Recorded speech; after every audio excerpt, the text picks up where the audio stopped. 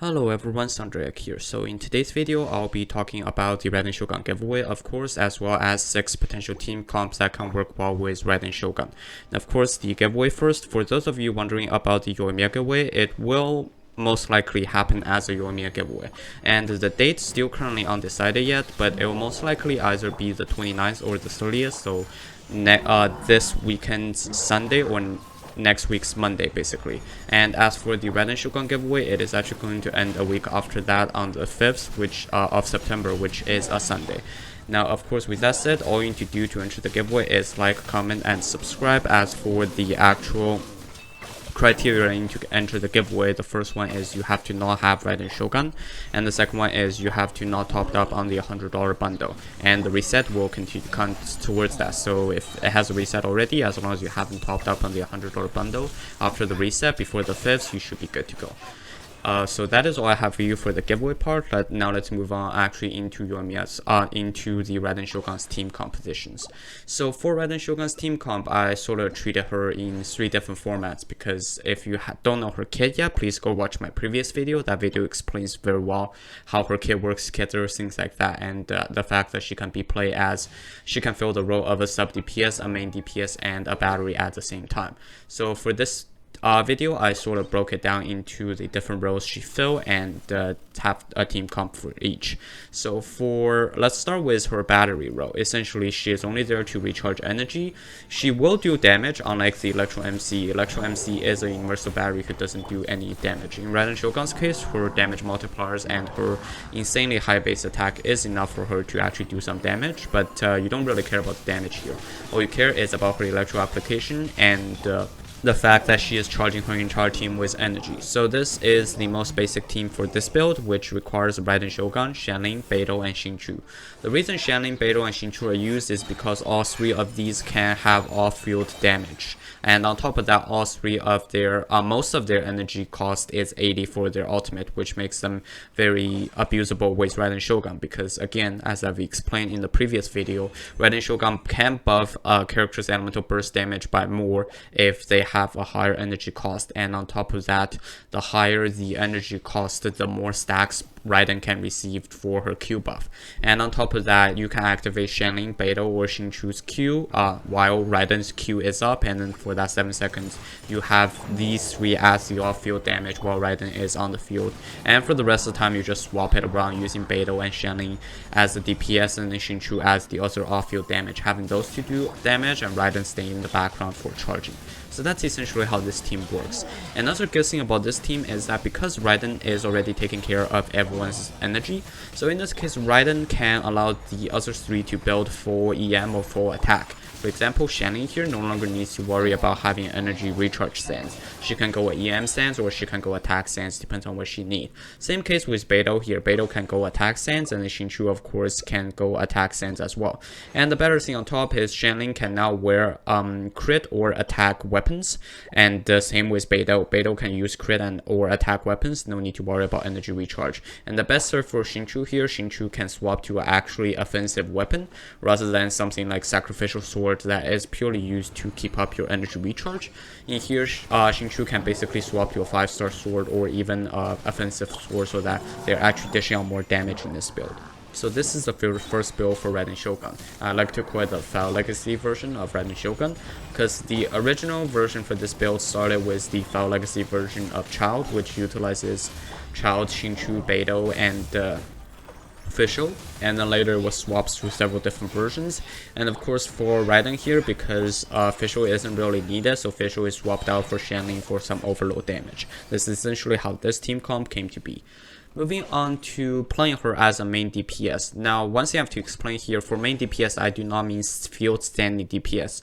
So she still does damage, but she is not on the field all the time. Raiden has no capability as a field standing DPS because her auto attack rates are rather low. But the reason she is broken in her Q is because for her Q goes through 3 buffs at least before calculating the damage number. So with those 3 buffs, the damage adds up quite a bit. So with that said, here are 2 team comps. The first one is a burst DPS team for Raiden. So this one focuses on Raiden doing the 7 seconds of damage, and this is how this team comp is going to work. Of course, Xianling is in the team comp again because Xianling is sort of of like the free OP character that probably everyone has at this point. Shanling can go a full attack build like the battery team comp because Raiden is on the team. The second one is Bennett. Bennett is used here for damage buff and healing, allow Raiden to do for further more damage in that 7 seconds. And the third one is Kujosera. I haven't put a video into Kujosera's kit yet. I'll probably do that tomorrow because today is focusing on Baal. But for Kujosera, essentially you have to know that she is here to buff Baal's damage. She does buff damage for anyone specifically, but C6 she can specifically buff Baal's damage, and on top of that she can also buff Baal's crit damage, which is very nice. And finally you got Baal, who is a main burst DPS, does 7 seconds of DPS window, then swaps out.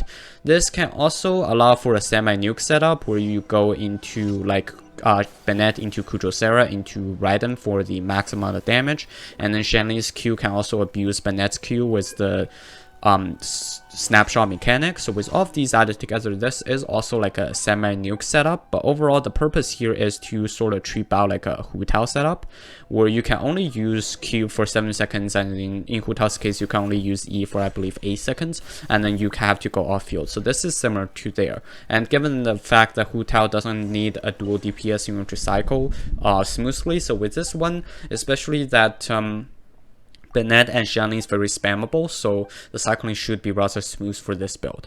And finally, for the second build of her as a main DPS, this is the full nuke build. So this one aims to kill anyone, but as soon as Baal unleashes her Q, she doesn't even need the rest of the 7 seconds of the Q state to kill someone. This one aims at her killing people by the end of her Q first slash. And of course, if that hasn't happened, then of course you can swap in forward, like you can swap in for like the 7 seconds. That should be enough to finish most people off.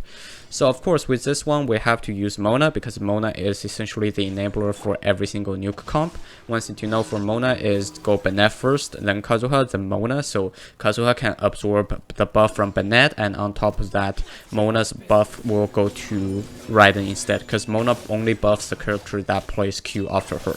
So basically the order here is Mona, Bennett, the character list here is Mona, Bennett, Kazuha, and Raiden, and the order you would like to cast your Q is you go Bennett's Q first, into Kazuha's, into Mona's E, and Kazuha's Q, so Kazuha's Q can absorb Mona's E and apply Hydro, and after that you go into Mona's Q, and then finally you follow up with Raiden's Q. Then Raiden's Q should be enough to basically one-shot kill most enemies in most of the time. Of course, if that can be done, then Raiden still has 7 seconds of DPS window to basically finish anybody left off. So that is the two sort of nuke comp styles that plays Baal sort of as a main DPS. The third one is playing Baal as a sub DPS or a dual DPS. It's more aimed towards dual DPS in most cases. The first one is a variation on the Chinese national team. If you're unaware, the Chinese national team is probably the cheapest meta team in game right now.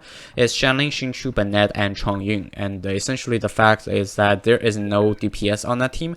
Everyone is the DPS. It's a very quick swap team, and on top of that, when you don't have E or Q going on, you use Chongyun's E to apply Shanling or Bennett's sword or polearm with Hydro, with Cryo, so you can do more damage melt on top of that. That's essentially how that team works.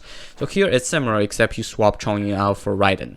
And this team, because Raiden added in, this now becomes more of a dual of a sub DPS quick swap team. So Raiden does have to stay on the field for 7 seconds after Q to do damage, but other than that it works exactly the same as the Chinese national team. Just cast anyone's E or Q when you know their timing is up, and after that just cast everyone's Q, and make sure cast Shanning's Q like near the end of Bennett's Q's duration so they can eat the buff, and on top of that Xingqiu can do off-field damage and Shanling can do off-field damage while Raiden's doing damage, and Bennett's Q can also buff Raiden as it's going out. So this is how essentially this team works.